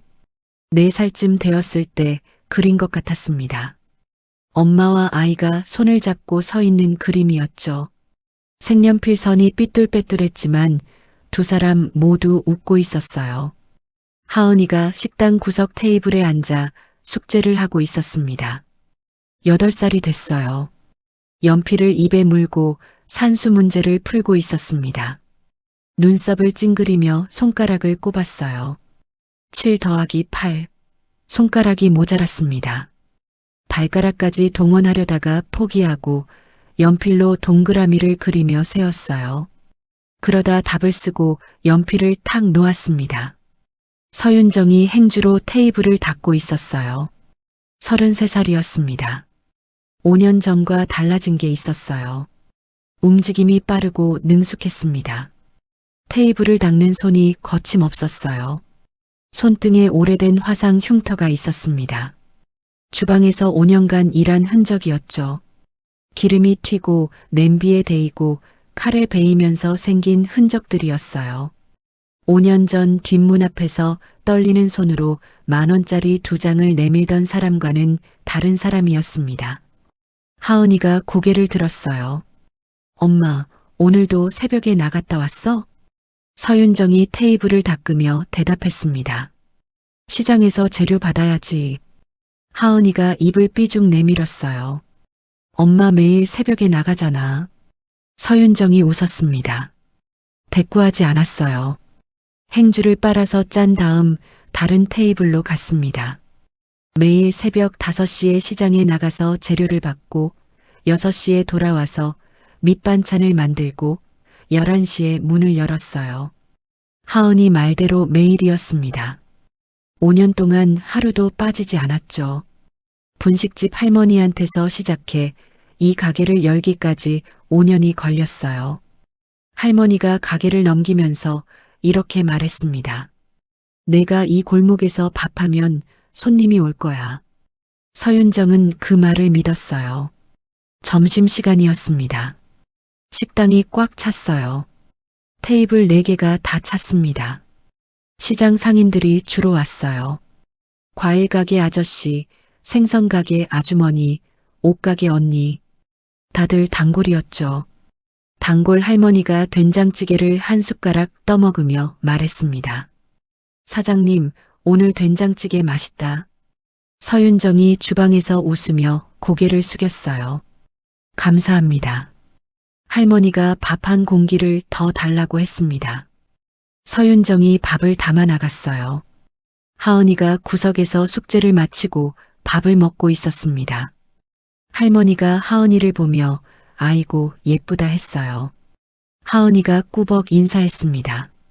할머니가 주머니에서 사탕을 하나 꺼내 하은이에게 줬어요.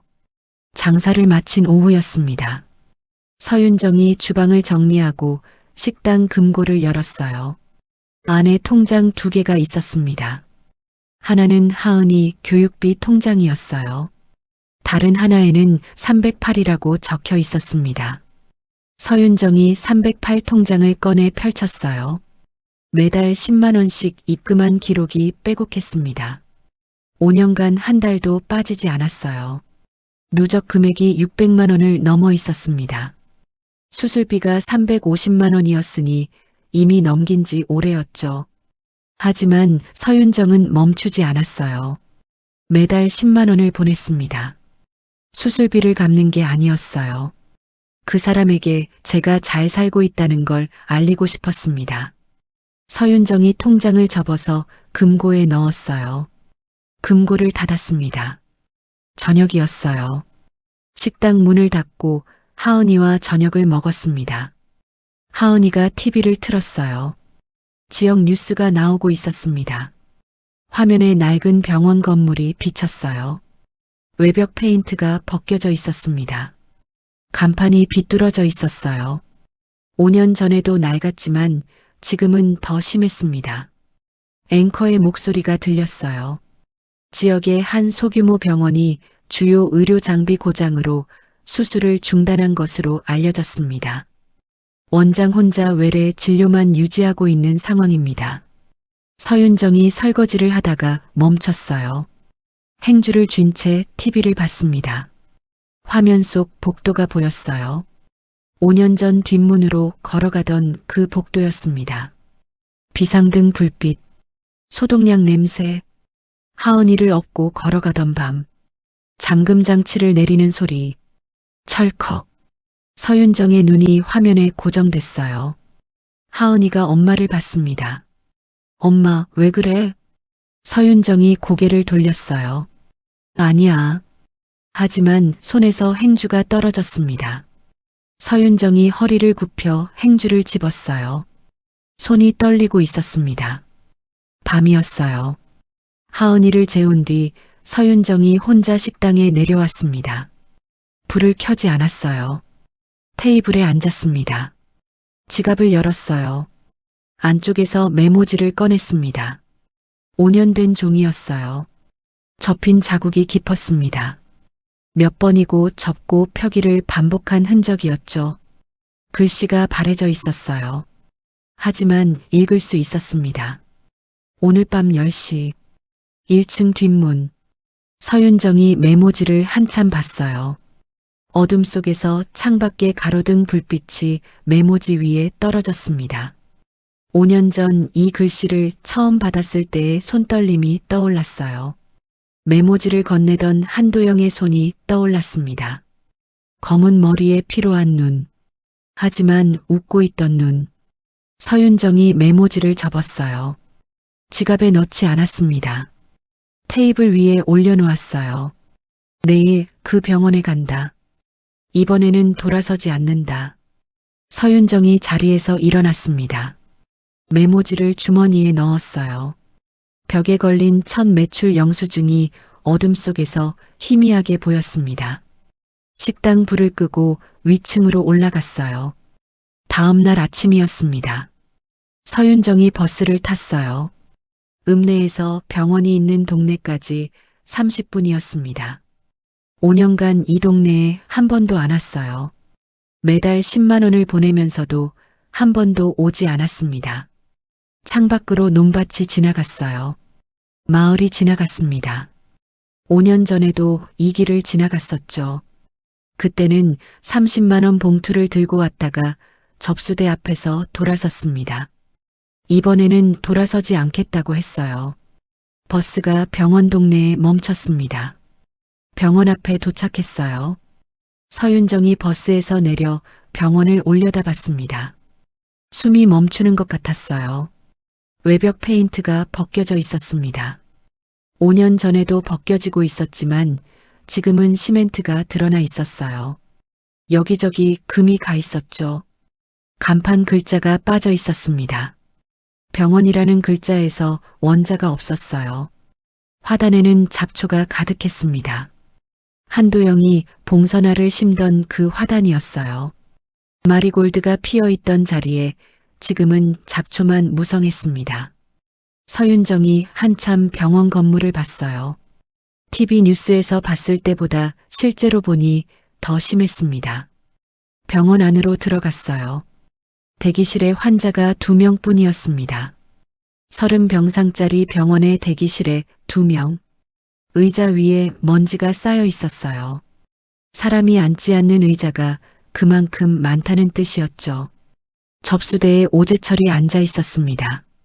서윤정과 눈이 마주쳤어요. 하지만 오재철은 알아보지 못했습니다. 5년이 지났으니까요. 서윤정도 달라졌고 오재철도 달라져 있었어요. 머리에 흰머리가 섞여 있었습니다. 서윤정이 접수대에서 말했어요. 원장님을 뵙고 싶은데요. 오재철이 진료 예약이냐고 물었습니다. 서윤정이 고개를 저었어요. 개인적인 일입니다. 오재철이 잠깐 서윤정을 봤습니다. 그리고 원장실 쪽을 가리켰어요. 진료실 문을 두드렸습니다. 들어오세요 하는 목소리가 들렸어요. 5년 전과 같은 목소리였습니다. 하지만 조금 더 낮아져 있었어요. 문을 열었습니다. 진료실이었어요. 한도영이 청진기를 닫고 있었습니다. 서윤정이 한도영의 얼굴을 보는 순간 걸음이 멈췄어요. 머리가 하얗게 샜습니다. 5년 전에는 검은 머리에 피로한 눈이었어요. 지금은 머리가 하얗고 주름이 깊었습니다. 62살이던 사람이 67살이 됐어요. 하지만 5년이 아니라 10년은 더 늙어 보였습니다. 가운이 헐렁했어요. 몸이 마른 거였습니다. 한도영이 서윤정을 올려다봤어요. 어디선가 본 것 같은 표정이 스쳤습니다. 하지만 곧 사라졌어요. 앉으세요. 서윤정이 의자에 앉았습니다. 5년 전에도 이 의자에 앉았어요. 그때는 하은이가 무릎 위에 있었죠.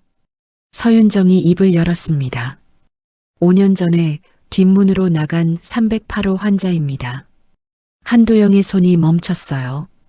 청진기를 닦던 손이 멈췄습니다. 한도영이 서윤정을 봤어요. 한참을 5년 전의 얼굴이 겹쳐지는 것 같았습니다. 10,000원짜리 2장을 떨며 내밀던 젊은 엄마. 하은이를 안고 울던 엄마. 한도영이 잠시 후 입을 열었어요. 아이는 건강합니까? 서윤정이 고개를 끄덕였습니다. 네, 올해 초등학교 2학년이에요. 한도영이 웃었어요. 눈가에 주름이 깊게 잡혔습니다. 하얀 머리카락 사이로 이마에 주름이 보였어요. 하지만 웃는 얼굴이었습니다. 그럼 됐습니다. 서윤정이 한도영의 얼굴을 봤어요. 됐다는 게 무슨 뜻인지 알 수 없었습니다. 병원이 무너지고 있는데 아이가 건강하면 됐다니. 서윤정이 목소리를 높였어요. 됐다니요. 병원이 이렇게 됐는데요. 한도영이 손을 내저었습니다. 장비가 고장 났을 뿐이에요. 그거 고치면 말끝이 흐려졌어요. 고치면 된다는 말을 끝까지 하지 못했습니다. 고칠 돈이 없다는 걸 본인이 가장 잘 알고 있었죠. 그때 복도에서 오재철의 목소리가 들려왔습니다. CT 수리비만 4천만 원입니다. 오재철이 진료실 문 앞에 서 있었어요. 서윤정을 다시 봤습니다. 한참을 봤어요. 그리고 눈이 변했습니다. 혹시 308호? 서윤정이 끄덕였어요. 오재철의 눈이 흔들렸습니다. 5년간 통장에서 봐왔던 이름이었죠. 308호. 매달 10만 원. 한 달도 빠지지 않았던 그 사람이 눈앞에 서 있었어요. 오재철이 잠깐 침묵했습니다. 그리고 말했어요. 매달 입금해 주신 분이시군요. 서윤정이 놀랐습니다. 아셨어요? 오재철이 고개를 끄덕였어요. 308호라고 적혀 있으니까요. 침묵이었습니다. 진료실에 세 사람이 서 있었어요. 아무도 말을 잇지 못했습니다. 오재철이 한마디를 더 했어요. 감사했습니다. 그리고 돌아섰습니다. 사무실로 들어갔어요. 서윤정이 병원을 나왔습니다. 병원 앞에서 잠깐 멈춰 섰어요. 뒤를 돌아봤습니다. 5년 전에는 뒷문으로 나왔어요. 오늘은 앞문으로 나왔습니다. 하지만 마음은 5년 전과 같았어요. 무겁고 미안했습니다. 버스를 타고 식당으로 돌아왔어요. 금고를 열었습니다. 308 통장을 꺼냈어요. 600만 원.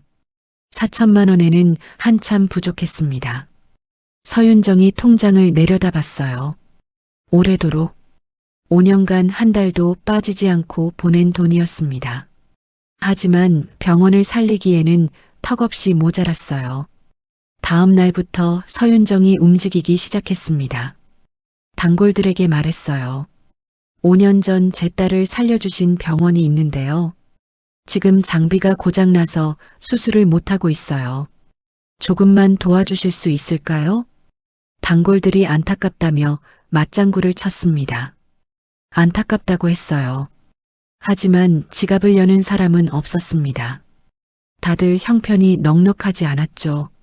시장 상인들이 무슨 여유가 있겠습니까? 2주가 지났어요.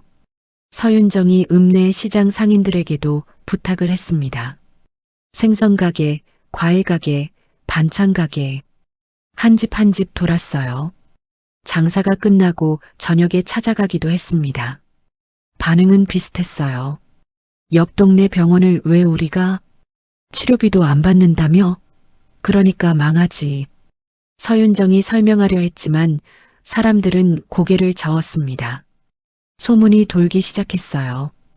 윤정인의 사장이 옆 동네 병원 살리려고 돌아다닌대. 시장 골목에 그 소문이 퍼졌습니다. 어떤 사람은 걱정했고 어떤 사람은 혀를 찼어요.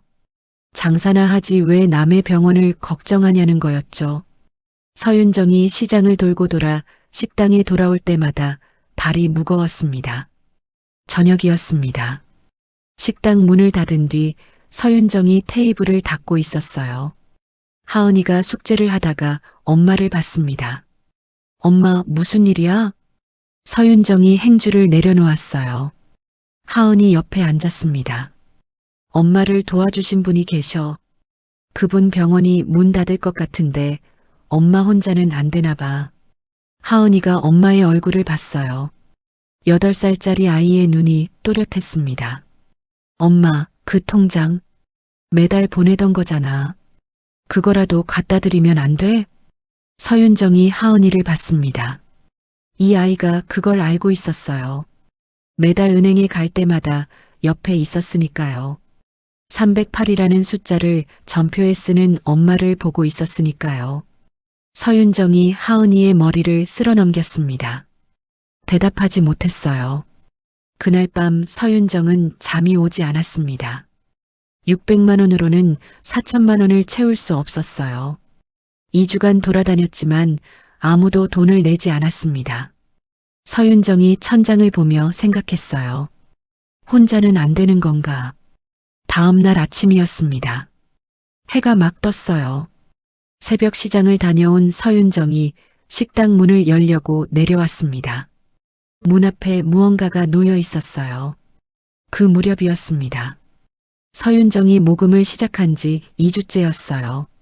식당 문을 닫고 금고를 열었습니다. 봉투 안에 현금이 있었어요. 세어봤습니다. 47만 원이었어요. 2주간 시장을 돌아다니며 모은 금액이었습니다. 308통장에 600만 원과 합하면 650만 원 정도였어요. 4천만 원에는 한참 부족했죠. 서윤정이 봉투를 금고에 넣고 문을 닫았습니다. 같은 무렵이었어요. 병원이었습니다. 밤이었어요. 응급실 문이 열렸습니다. 교통사고 환자가 실려왔어요. 복부 출혈이 의심되는 상태였습니다. 의식이 있었지만 얼굴이 하얗게 질려 있었어요. 옷에 피가 번져 있었죠. 박소영이 응급처치를 시작했습니다. 한도영이 옥탑방에서 내려왔어요. 잠옷 위에 가운을 걸친 채였습니다. 환자의 복부를 확인했어요. 표정이 굳었습니다. CT 먼저 찍어. 박소영이 CT실로 뛰어갔어요. 스위치를 켰습니다. 반응이 없었어요. 다시 껐다 켰습니다. 아무런 반응이 없었어요. 화면이 켜지지 않았습니다. 재부팅 버튼을 눌렀어요. 아무 일도 일어나지 않았습니다. 기계 옆면을 톡톡 두드려 봤어요. 예전에는 그러면 켜지곤 했죠. 이번에는 아무 소리도 나지 않았습니다. 박소영이 CT실에서 뛰어나왔어요. 원장님, CT가 완전히 말을 끝내지 못했습니다. 한도영의 표정이 이미 답을 알고 있었어요. 올 것이 온 거였죠. 몇 년 전부터 점점 나빠지던 CT가 끝내 멈췄습니다. 화면이 잠깐 멈추던 것이 재부팅으로 번지고 품질이 떨어지고 결국 완전히 꺼져버렸어요. 한도영이 이를 악물었습니다. 시내 중앙병원으로 이송해.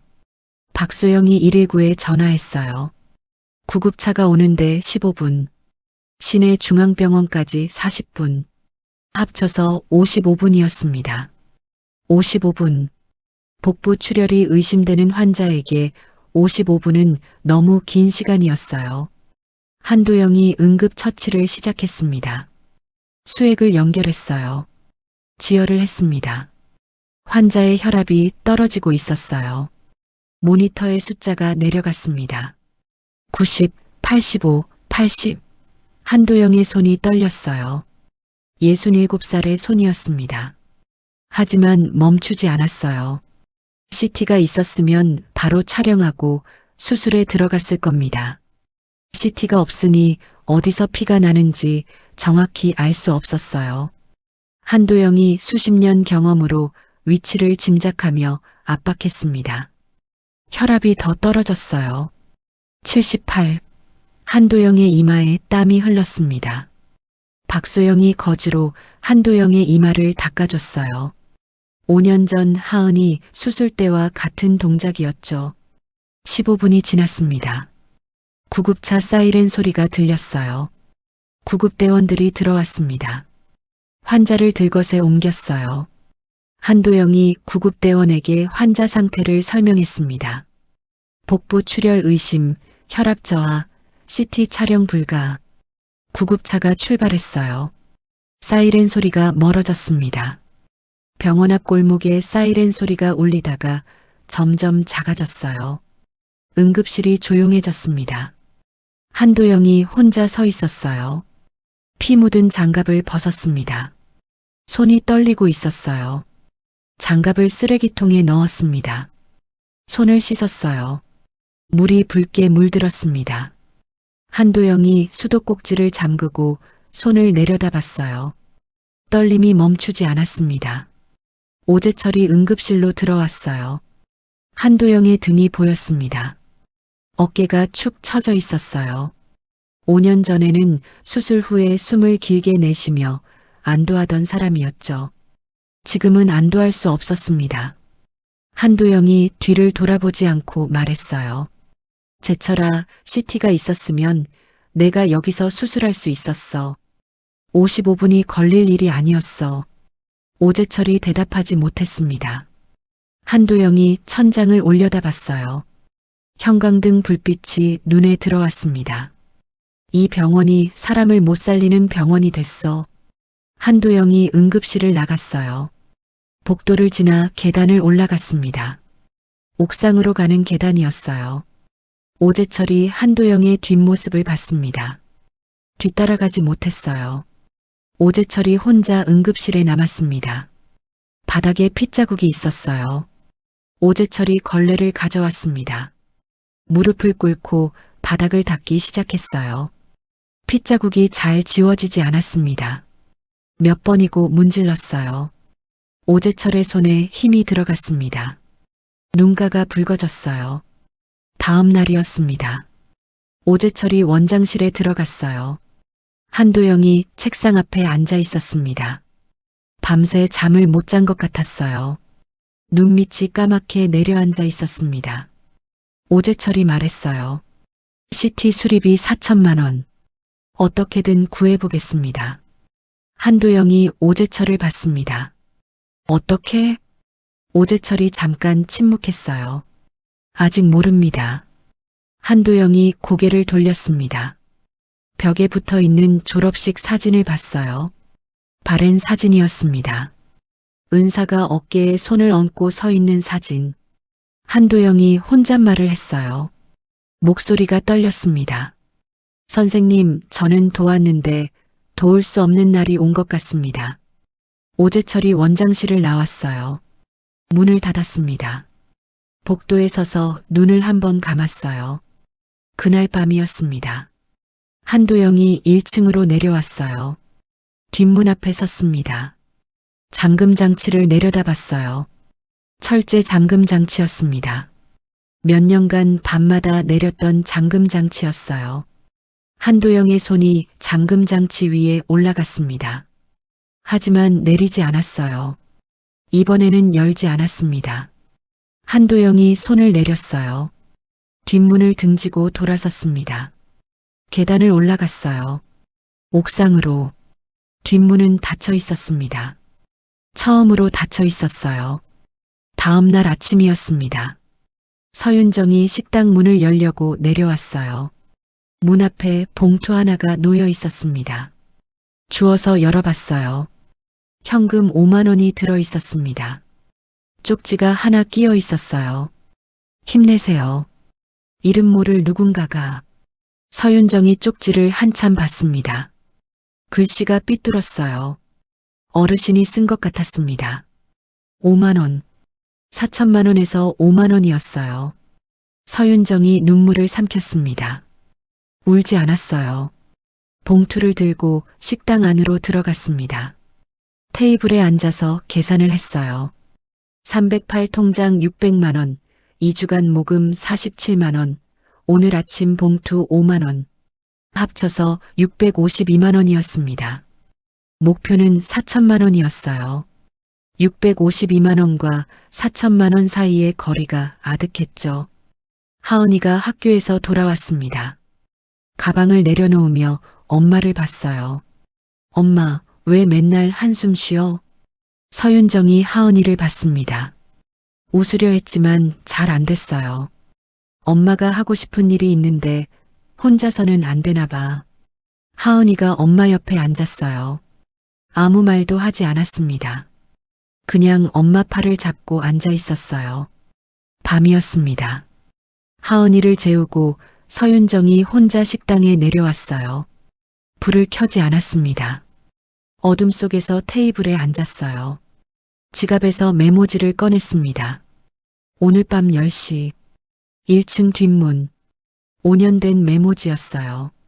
접힌 자국이 너무 깊어서 종이가 얇아져 있었습니다.